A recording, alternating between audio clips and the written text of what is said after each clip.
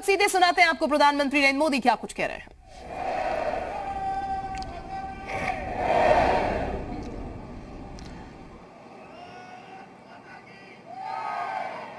मंच पर विराजमान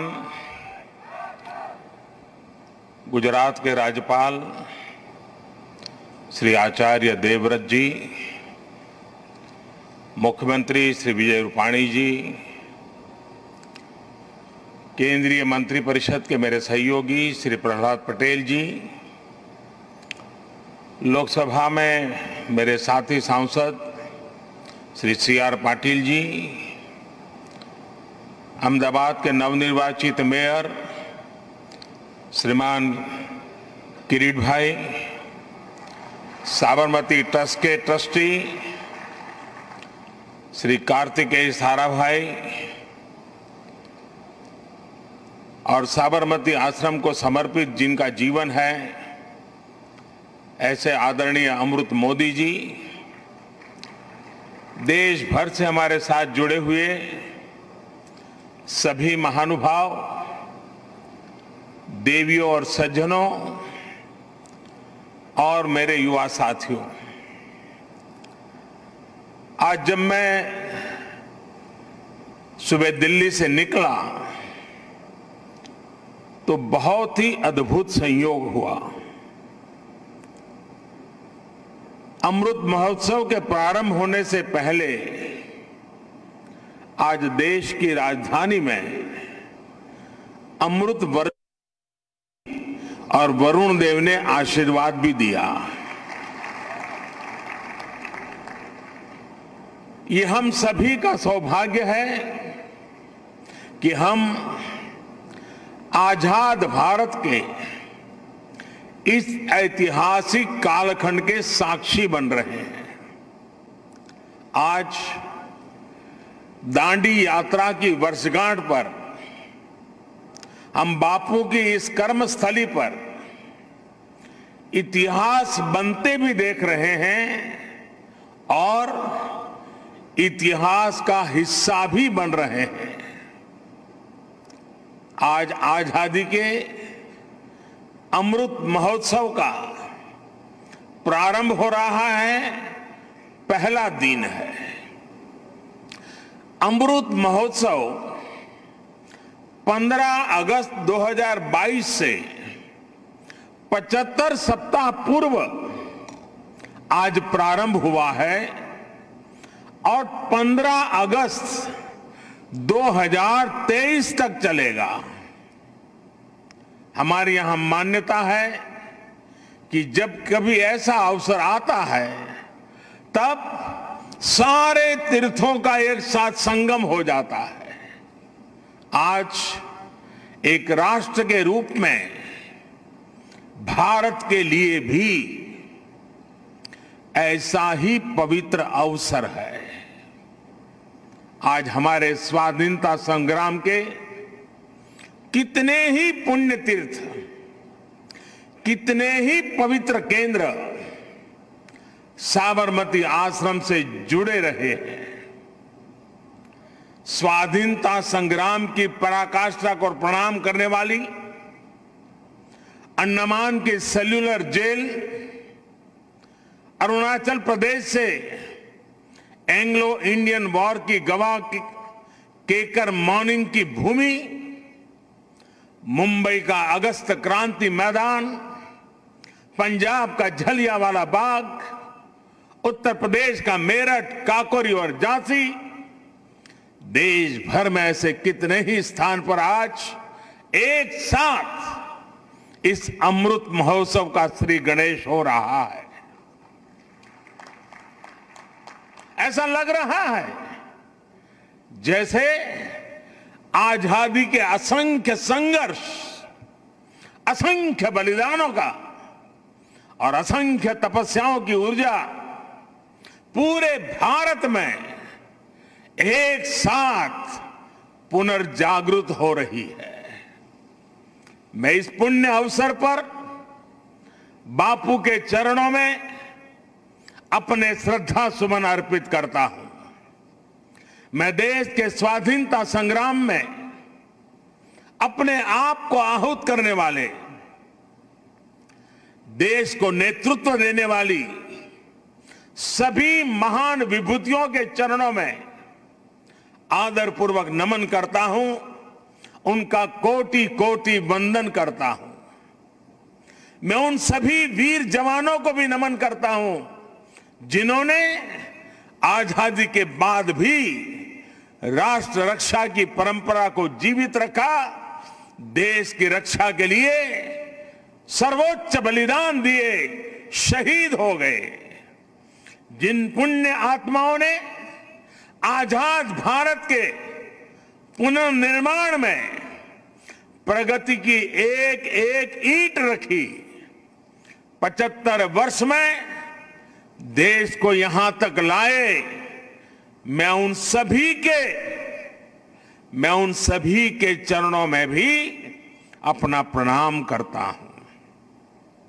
साथियों, जब हम गुलामी के उस दौर की कल्पना करते हैं जहां करोड़ों करोड़ लोगों ने सदियों तक आजादी की एक सुबह का इंतजार किया, तब ये एहसास और बढ़ता है कि आजादी के 75 साल का अवसर कितना ऐतिहासिक है, कितना गौरवशाली है।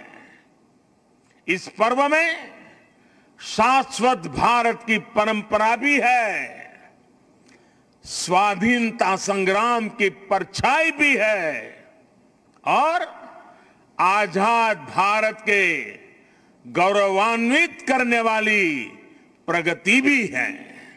इसलिए अभी आपके सामने जो प्रेजेंटेशन रखा गया उसमें अमृत महोत्सव के 5 स्तंभों पर विशेष जोर दिया गया है। Freedom struggle, ideas at 75, achievements at 75, actions at 75 और रिजॉल्व्स एट 75। ये पांचों स्तंभ आजादी की लड़ाई के साथ साथ आजाद भारत के सपनों और कर्तव्यों को देश के सामने रखकर आगे बढ़ने की प्रेरणा देंगे। इन्हीं संदेशों के आधार पर आज अमृत महोत्सव की वेबसाइट के साथ चरखा अभियान और आत्मनिर्भर इंक्यूबेटर को भी लॉन्च किया गया है। भाइयों और बहनों, इतिहास साक्षी है कि किसी राष्ट्र का गौरव तभी जागृत रहता है जब वो अपने स्वाभिमान और बलिदान की परंपराओं को अगली पीढ़ी को भी सिखाता है, संस्कारित करता है, उन्हें इसके लिए निरंतर प्रेरित करता है। किसी राष्ट्र का भविष्य तभी उज्जवल होता है जब वो अपने अतीत के अनुभवों और विरासत के गर्व से पल पल जुड़ा रहता है। फिर भारत के पास तो गर्व करने के लिए अथाह भंडार है, समृद्ध इतिहास है, चेतनामय सांस्कृतिक विरासत है। इसलिए आजादी के 75 साल का यह अवसर एक अमृत की तरह वर्तमान पीढ़ी को प्राप्त होगा। एक ऐसा अमृत जो हमें प्रतिपल देश के लिए जीने, देश के लिए कुछ करने के लिए प्रेरित करेगा। साथियों, हमारे यहां वेदों में एक वाक्य है, मृत्यो मुक्षीय मामृताम, अर्थात हम दुख, कष्ट, क्लेश और विनाश से निकलकर अमृत की तरफ बढ़ें, अमरता की ओर बढ़ें। यही संकल्प आजादी के इस अमृत महोत्सव का भी है। आजादी का अमृत महोत्सव यानी आजादी की ऊर्जा का अमृत। आजादी का अमृत महोत्सव यानी स्वाधीनता सेनानियों से प्रेरणाओं का अमृत। आजादी का अमृत महोत्सव यानी नए विचारों का अमृत, नए संकल्पों का अमृत। आजादी का अमृत महोत्सव यानी आत्मनिर्भरता का अमृत। और इसलिए ये महोत्सव राष्ट्र के जागरण का महोत्सव है। ये महोत्सव सुराज्य के सपने को पूरा करने का महोत्सव है। ये महोत्सव वैश्विक शांति का, विकास का महोत्सव है। साथियों, अमृत महोत्सव का शुभारंभ दांडी यात्रा के दिन हो रहा है। उस ऐतिहासिक क्षण को पुनर्जीवित करने के लिए एक यात्रा भी अभी शुरू होने जा रही है। यह अद्भुत संयोग है कि दांडी यात्रा का प्रभाव और संदेश भी वैसा ही है जो आज देश अमृत महोत्सव के माध्यम से लेकर आगे बढ़ रहा है। गांधी जी की इस एक यात्रा ने आजादी के संघर्ष को एक नई प्रेरणा के साथ जन जन से जोड़ दिया था। इस एक यात्रा ने अपनी आजादी को लेकर भारत के नजरिए को पूरी दुनिया तक पहुंचा दिया था। ऐसा ऐतिहासिक, और ऐसा इसलिए क्योंकि बापू की दांडी यात्रा में आजादी के आग्रह के साथ साथ भारत के स्वभाव और भारत के संस्कारों का भी समावेश था। हमारे यहां नमक को कभी उसकी कीमत से नहीं आंका गया। हमारे यहां नमक का मतलब है ईमानदारी। हमारे यहां नमक का मतलब है विश्वास। हमारे यहां नमक का मतलब है वफादारी। हम आज भी कहते हैं कि हमने देश का नमक खाया है। ऐसा इसलिए नहीं क्योंकि नमक कोई बहुत कीमती चीज है। ऐसा इसलिए क्योंकि नमक हमारे यहां श्रम और समानता का प्रतीक है। उस दौर में नमक भारत की आत्मनिर्भरता का एक प्रतीक था। अंग्रेजों ने भारत के मूल्यों के साथ साथ इस आत्मनिर्भरता पर भी चोट की।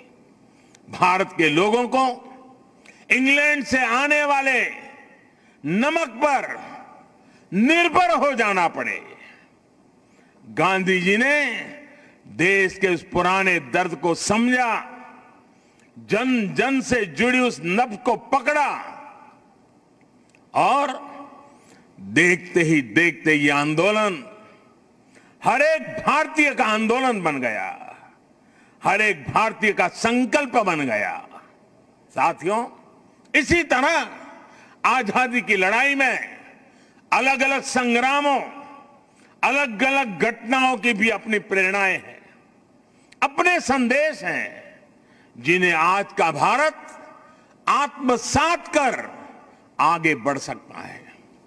1857 का स्वातंत्र संग्राम, महात्मा गांधी का विदेश से लौटना, देश को सत्याग्रह की ताकत फिर याद दिलाना, लोकमान्य तिलक का पूर्ण स्वराज का आह्वान, नेताजी सुभाष चंद्र बोस के नेतृत्व में आजाद हिंद फौज का दिल्ली मार्च, दिल्ली चलो, ये नारा आज भी हिंदुस्तान भूल नहीं सकता है। 1942 का अविस्मरणीय आंदोलन, अंग्रेजों भारत छोड़ो का वो उद्घोष, ऐसे कितने ही अनगिनत पड़ाव जिनसे हम प्रेरणा लेते हैं, ऊर्जा लेते हैं। ऐसे कितने ही हुतात्मा सेनानी हैं जिनके प्रति देश हर रोज अपनी कृतज्ञता व्यक्त करता है। 1857 की क्रांति के मंगल पांडे, तात्या टोपे जैसे वीर हों, अंग्रेजों की फौज के सामने निर्भीक गर्जना करने वाली रानी लक्ष्मीबाई हो, कित्तूर की रानी चेन्नम्मा हो, रानी गाइडिनल्यू हो, चंद्रशेखर आजाद, राम प्रसाद बिस्मिल, भगत सिंह, सुखदेव, राजगुरु, अतफाउल्लाह खां, गुरुराम सिंह, टिटू जी, पोल रामास्वामी जैसे वीर हो, या फिर पंडित नेहरू, सरदार पटेल, बाबा साहब आंबेडकर, सुभाष चंद्र बोस, मौलाना आजाद, खान अब्दुल गफार खान, वीर सावरकर जैसे अनगिनत जननायक, ये सभी महान व्यक्तित्व आजादी के आंदोलन के पथदर्शक रहे हैं। आज इन्हीं के सपनों को भारत बनाने के लिए, उनके सपनों का भारत बनाने के लिए हम सामूहिक संकल्प ले रहे हैं, इनसे प्रेरणा ले रहे हैं। साथियों, हमारे स्वाधीनता संग्राम में ऐसे भी कितने आंदोलन हैं, कितने ही संघर्ष हैं जो देश के सामने उस रूप में नहीं आए जैसे आने चाहिए थे। ये एक एक संग्राम, संघर्ष अपने आप में भारत की असत्य के खिलाफ सत्य की सशक्त घोषणाएं हैं। ये एक एक संग्राम भारत के स्वाधीन स्वभाव के सबूत है। ये संग्राम इस बात का भी साक्षात प्रमाण है कि अन्याय, शोषण और हिंसा के खिलाफ भारत की जो चेतना राम के युग में थी, महाभारत के कुरुक्षेत्र में थी, हल्दी घाटी की रणभूमि में थी, शिवाजी के उद्घोष में थी, वही शाश्वत चेतना, वही अदम्य शौर्य भारत के हर क्षेत्र, हर वर्ग और हर समाज ने आजादी की लड़ाई में अपने भीतर प्रज्वलित करके रखा था। जननी जन्मभूमिश्च स्वर्गादपि करियसी, ये मंत्र आज भी हमें प्रेरणा देता है। आप देखिए हमारे इस इतिहास को, कोल आंदोलन हो या हो संघर्ष, खासी आंदोलन हो या संथाल क्रांति, कछोहा कछार नागा संघर्ष हो या कूका आंदोलन, भील आंदोलन हो या मुंडा क्रांति, सन्यासी आंदोलन हो या रमोसी संघर्ष, कित्तूर आंदोलन, त्रावणकोर आंदोलन, बारडोली सत्याग्रह, चंपारण सत्याग्रह, संबलपुर संघर्ष, चुआर संघर्ष, बुंदेल संघर्ष, ऐसे कितने ही संघर्ष और आंदोलनों ने देश के हर भूभाग को, हर कालखंड में आजादी की ज्योति से प्रज्वलित रखा। इस दौरान हमारी सिख गुरु परंपरा ने देश की संस्कृति, अपने रीति रिवाज की रक्षा के लिए हमें नई ऊर्जा दी, प्रेरणा दी, त्याग और बलिदान का रास्ता दिखाया। और इसका एक और अहम पक्ष है जो हमें बार बार याद करना चाहिए। साथियों, आजादी के आंदोलन की इस ज्योति को निरंतर जागृत करने का काम पूर्व, पश्चिम, उत्तर, दक्षिण, हर दिशा में, हर क्षेत्र में हमारे संतों ने, महंतों ने, आचार्यों ने, भगवतों ने निरंतर किया था। एक प्रकार से भक्ति आंदोलन ने राष्ट्रव्यापी स्वाधीनता आंदोलन की पीठिका तैयार की थी। पूर्व में चैतन्य महाप्रभु, रामकृष्ण परमहंस, श्रीमद शंकर देव जैसे संतों के विचारों ने समाज को दिशा दी, अपने लक्ष्य पर केंद्रित रखा। पश्चिम में मीराबाई, एकनाथ, तुकाराम, रामदास, नरसिंह मेहता हुए। उत्तर में संत रामानंद, कबीरदास, गोस्वामी तुलसीदास, सूरदास, गुरु नानक देव, संत रविदास। दक्षिण में माधवाचार्य, निम्बाकारचार्य, वल्लभाचार्य, रामानुजाचार्य हुए। भक्ति काल के इसी खंड में मलिक मोहम्मद जायसी, रसखान, सूरदास, केशवदास, विद्यापति जैसे महानुभावों ने अपनी रचनाओं से समाज को अपनी कमियां सुधारने के लिए प्रेरित किया। ऐसे अनेकों व्यक्तित्वों के कारण यह आंदोलन क्षेत्र की सीमा से बाहर निकल करके पूरे भारत के जन जन को अपने आप में समेट लिया।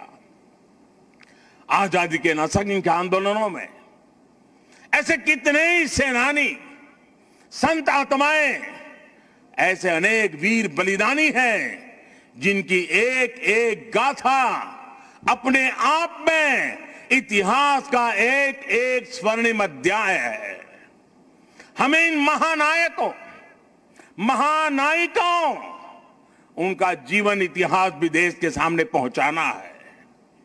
इन लोगों की जीवन गाथाएं, उनके जीवन का संघर्ष, हमारे स्वतंत्रता आंदोलन के उतार चढ़ाव, कभी सफलता कभी असफलता, हमारी आज की पीढ़ी को जीवन का हर पाठ सिखाएगी। एकजुटता क्या होती है, लक्ष्य को पाने की जिद क्या होती है, जीवन का हर रंग वो और बेहतर तरीके से समझेंगे। भाई और बहनों, आपको याद होगा इसी भूमि के वीर सपूत श्यामजी कृष्ण वर्मा अंग्रेजों की धरती पर रहकर उनकी नाक के नीचे जीवन की आखिरी सांस तक आजादी के लिए संघर्ष करते रहे। लेकिन उनकी अस्थियां 7 दशकों तक इंतजार करती रही कि कब उन्हें भारत माता की गोद नसीब होगी। आखिरकार 2003 में विदेश से श्यामजी कृष्ण वर्मा की अस्थियां मैं अपने कंधे पर उठा करके ले आया था। ऐसे कितने ही सेनानी हैं, देश पर अपना सब कुछ समर्पित कर देने वाले लोग हैं। देश के कोने कोने से कितने ही दलित, आदिवासी, महिलाएं और युवा हैं जिन्होंने असंख्य तप और त्याग किए। याद करिए तमिलनाडु के 32 वर्षीय नौजवान कोडिकात कुमरन, उनको याद कीजिए। अंग्रेजों ने उस नौजवान को सिर में गोली मार दी, लेकिन उन्होंने मरते हुए भी देश के झंडे को जमीन में नहीं गिरने दिया। तमिलनाडु में उनके नाम से ही कोडिकात शब्द जुड़ गया, जिसका अर्थ है झंडे को बचाने वाला। तमिलनाडु की ही वेलु नाचियार वो पहली महारानी थी जिन्होंने अंग्रेजी हुकूमत के खिलाफ लड़ाई लड़ी थी। इसी तरह हमारे देश के आदिवासी समाज ने अपनी वीरता और पराक्रम से लगातार विदेशी हुकूमत को घुटनों पर लाने का काम किया।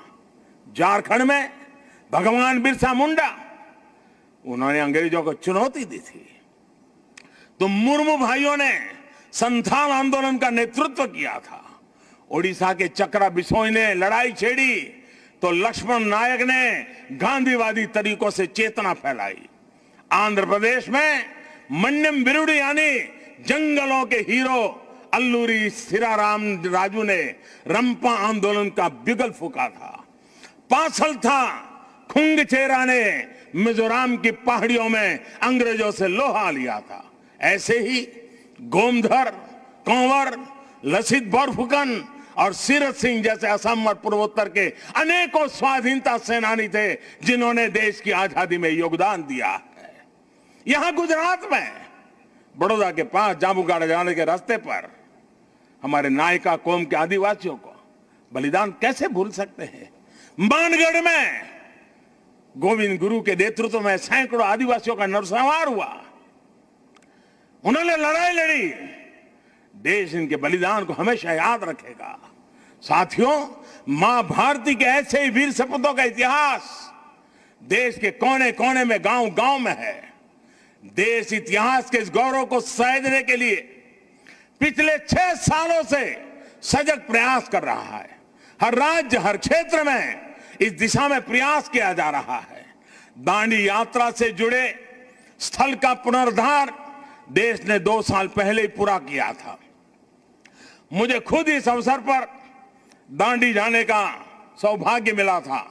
अंडमान में जहां नेताजी सुभाष बोस ने देश की पहली आजाद सरकार बनाकर तिरंगा फहराया था, देश ने उस विस्मृत इतिहास को भी भव्य आकार दिया है। अंडमान निकोबार के द्वीपों को स्वतंत्रता संग्राम के नामों पर रखा गया है।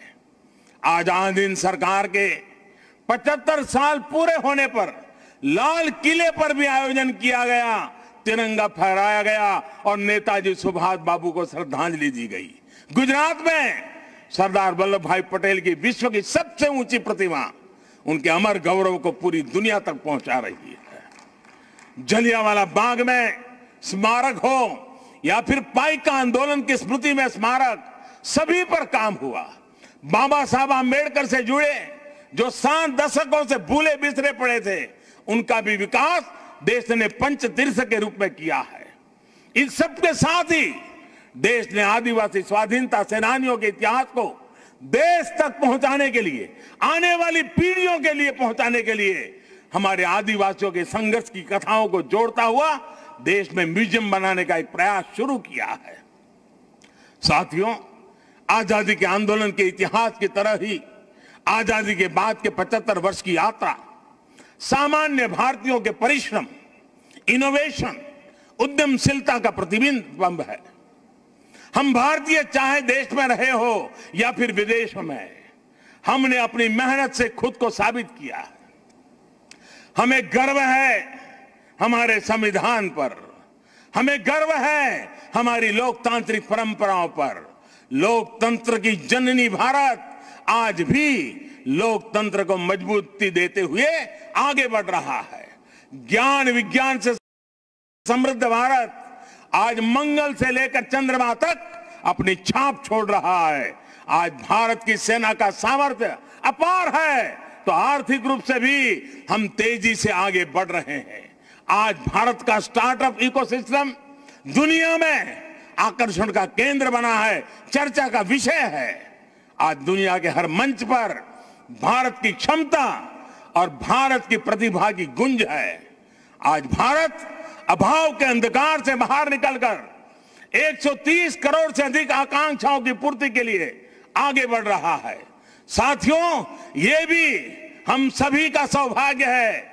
आजाद भारत के 75 साल और नेताजी सुभाष चंद्र बोस की जन्म जयंती के 125 वर्ष हम साथ साथ मना रहे हैं। ये संगम सिर्फ तिथियों का ही नहीं, बल्कि अतीत और भविष्य के भारत के विजन का भी अद्भुत मेल है।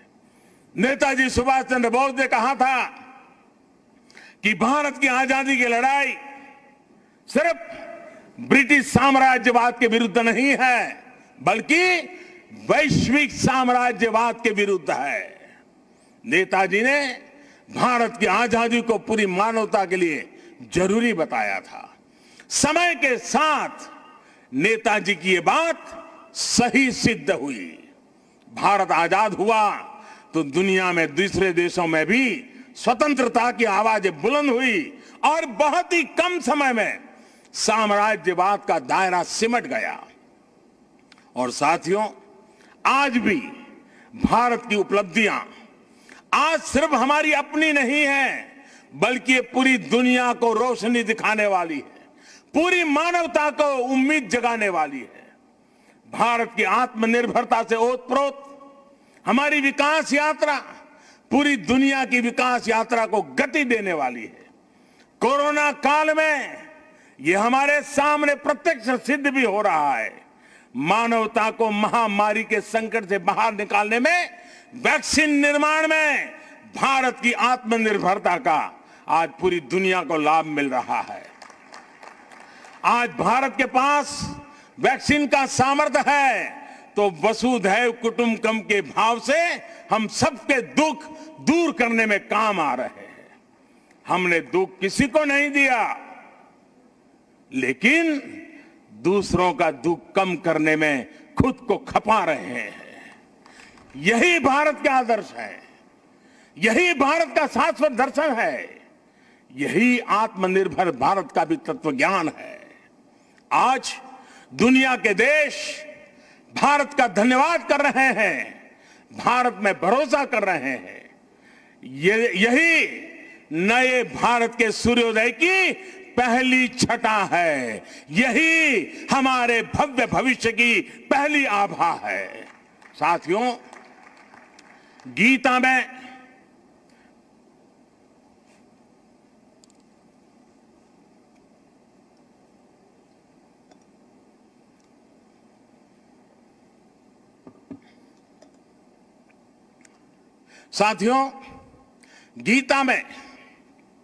भगवान श्री कृष्ण ने कहा है, सम दुख सुखम धीरम सह, सम दुख सुखम धीरम सह अमृतत्वाय कल्पते।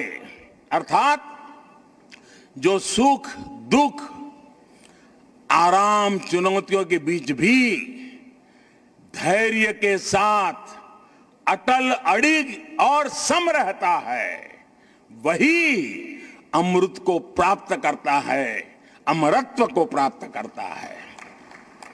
अमृत महोत्सव से भारत के उज्जवल भविष्य का अमृत प्राप्त करने के हमारे मार्ग में यही मंत्र हमारी प्रेरणा है। आइए हम सब दृढ़ संकल्प होकर इस राष्ट्र यज्ञ में अपनी भूमिका निभाएं। साथियों, आजादी के अमृत महोत्सव के दौरान देशवासियों के सुझावों से, उनके मौलिक विचारों से अनगिनत असंख्य आइडिया निकलेंगे। कुछ बातें अभी जब मैं आ रहा था तो मेरे मन में भी चल रही थी। जन भागीदारी, जन सामान्य को जोड़ना। देश का कोई नागरिक ऐसा न हो कि इस अमृत महोत्सव का हिस्सा न हो। अब जैसे मान लीजिए हम छोटा सा एक उदाहरण दें। अब सभी स्कूल कॉलेज आजादी से जुड़ी हुई 75 घटनाओं का संकलन करें। हर स्कूल तय करे कि हमारी स्कूल आजादी के 75 घटनाओं का संकलन करेगी। 75 ग्रुप बनाए, उन घटनाओं पर वो 75 विद्यार्थी, 75 ग्रुप, जिसमें 800, 1000, 2000 विद्यार्थी हो सकते हैं। एक स्कूल ये कर सकता है। छोटे छोटे हमारे शिशु मंदिर के बच्चे होते हैं, बाल मंदिर के बच्चे होते हैं। आजादी के आंदोलन से जुड़े 75 महापुरुषों की सूची बनाएं, उनकी वेशभूषा करें, उनके एक एक वाक्य को बोले, उसका कंपटीशन हो। स्कूल में भारत के नक्शे पर आजादी से जुड़े 75 स्थान चिन्हित किए जाए। बच्चों को बताया जाए, बताओ भाई बारडोली कहाँ आया, चंपारण कहाँ आया। लॉ कॉलेज के छात्र छात्राएं ऐसी 75 घटनाएं खोजे, और मैं हर कॉलेज से आग्रह करूंगा, हर लॉ स्कूल से आग्रह करूंगा, 75 घटनाएं खोजे जिसमें आजादी की लड़ाई जब चल रही थी तब कानूनी जंग कैसे चला, कानूनी लड़ाई कैसे चली, कौन लोग थे कानूनी लड़ाई लड़ रहे थे, आजादी के वीरों को बचाने के लिए कैसे कैसे प्रयास हुए, अंग्रेज सल्तनत के जुडिशरी का क्या रवैया था। सारी बातें हम लिख सकते हैं। जिनका इंटरेस्ट नाटक में है वो नाटक लिखे, फाइनेंस के विद्यार्थी उन घटनाओं पर पेंटिंग बनाए, जिसका मन करे कि वो गीत लिखे वो कविताएं लिखे। ये सब शुरू में हस्तलिखित हो, बाद में इसको डिजिटल स्वरूप भी दिया जाए। और मैं चाहूंगा कुछ ऐसा कि हर स्कूल कॉलेज का ये प्रयास उस स्कूल कॉलेज की धरोहर बन जाए, और कोशिश हो कि ये काम इसी 15 अगस्त से पहले पूरा कर लिया जाए। अब देखिए पूरी तरह वैचारिक अधिष्ठान तैयार हो जाएगा। बाद में इसे जिला व्यापी, राज्य व्यापी, देशव्यापी स्पर्धाएं भी आयोजित हो सकती हैं।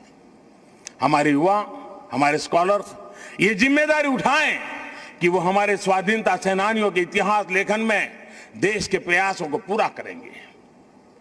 आजादी के आंदोलन में और उसके बाद हमारे समाज की जो उपलब्धियां रही है उन्हें दुनिया के सामने और प्रखरता से लाएंगे। मैं कला, साहित्य, नाट्य जगत, फिल्म जगत और डिजिटल एंटरटेनमेंट से जुड़े लोगों से भी आग्रह करूंगा, कितनी अद्वितीय कहानियां हमारे अतीत में बिखरी पड़ी है, इन्हें तलाशिए, इन्हें जीवंत कीजिए, आने वाली पीढ़ी के लिए तैयार कीजिए। अतीत से सीखकर भविष्य के निर्माण की जिम्मेदारी हमारे युवाओं को ही उठानी है। साइंस हो, टेक्नोलॉजी हो, मेडिकल हो, पॉलिटिक्स हो, आर्ट हो, कल्चर हो, आप जिस भी फील्ड में हैं, अपनी फील्ड का कल, आने वाला कल बेहतर कैसे हो, इसके लिए प्रयास किया जाए। मुझे विश्वास है कि 130 करोड़ देशवासी आजादी के इस अमृत महोत्सव से जब जुड़ेंगे, लाखों स्वाधीनता सेनानियों से प्रेरणा लेंगे, तो भारत बड़े से बड़े लक्ष्यों को पूरा करके रहेगा। अगर हम देश के लिए, समाज के लिए हर हिंदुस्तानी अगर एक कदम चलता है तो देश 130 करोड़ कदम आगे बढ़ जाता है। भारत एक बार फिर आत्मनिर्भर बनेगा, विश्व को नई दिशा दिखा देगा। इन्हीं शुभकामनाओं के साथ आज जो दांडी यात्रा के लिए चल रहे हैं, एक प्रकार से बड़े तामझाम के बिना छोटे स्वरूप में आज उसका प्रारंभ हो रहा है, लेकिन आगे चलते चलते चलते जैसे दिन बीतते जाएंगे, हम 15 अगस्त के निकट पहुंचेंगे। ये एक प्रकार से पूरे हिंदुस्तान को अपने में समेट लेगा, ऐसा बड़ा महोत्सव बन जाएगा, ऐसा मुझे विश्वास है। हर नागरिक का संकल्प होगा, हर संस्था का संकल्प होगा, हर संगठन का संकल्प होगा, देश को आगे ले जाने का, आजादी के दीवानों को श्रद्धांजलि देने का यही रास्ता होगा। मैं इन्हीं कामना के साथ, इन्हीं शुभकामनाओं के साथ मैं फिर एक बार आप सबको बहुत बहुत धन्यवाद देता हूं। मेरे साथ बोलेंगे भारत माता की, भारत माता की, भारत माता की, भारत माता की। वंदे वंदे वंदे वंदे। जय हिंद।